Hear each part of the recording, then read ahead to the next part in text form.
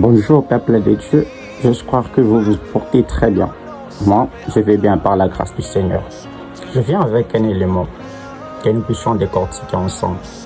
Ça cadre avec la vie d'Adam. La Bible est en train de dire, Adam avait tout, il était le maître de toutes choses dans les jardins. Alors la question que moi je me pose, est-ce qu'Adam était-il béni? Parce que quelqu'un qui est béni, il peut chercher quelque chose. Quelqu'un qui est béni, il est comblé de tout. Il y a un verset dans la Bible qui dit ceci, demandez à ce que votre joie soit parfaite. Mais je peux voir que la joie d'Adam n'était pas parfaite. Pourquoi? Parce que Adam était frustré. Adam, il se sentait être dans la solitude. Il se sentait être seul. Mais il y a un autre verset qui dit, la bénédiction de l'Éternel ne s'ensuit d'aucun chagrin. Mais on pouvait voir un Adam être dans le chagrin. Pourquoi? Parce que quelque part, il manquait quelque chose. Alors si on posait la question aujourd'hui à Adam, Adam, étais-tu béni, oui ou non? Je crois que Adam au début nous dirait qu'il n'était pas béni.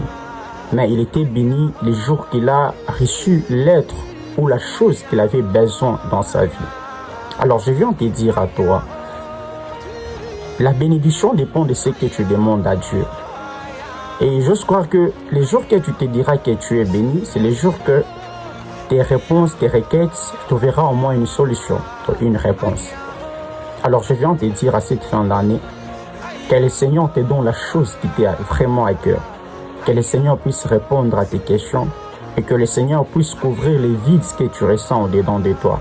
Car la bénédiction, c'est lorsque le Seigneur répond à ce qui te tient vraiment à cœur. Je prie que ce soit ainsi pour toi et que le Seigneur ne puisse pas passer outre, cette fois qu'il puisse couvrir ces vides qui est en train de crier haut et fort dans ta vie et dans ton corps. Qu'il est en soit ainsi, en nom puissant et glorieux de Jésus. Que le Seigneur te bénisse.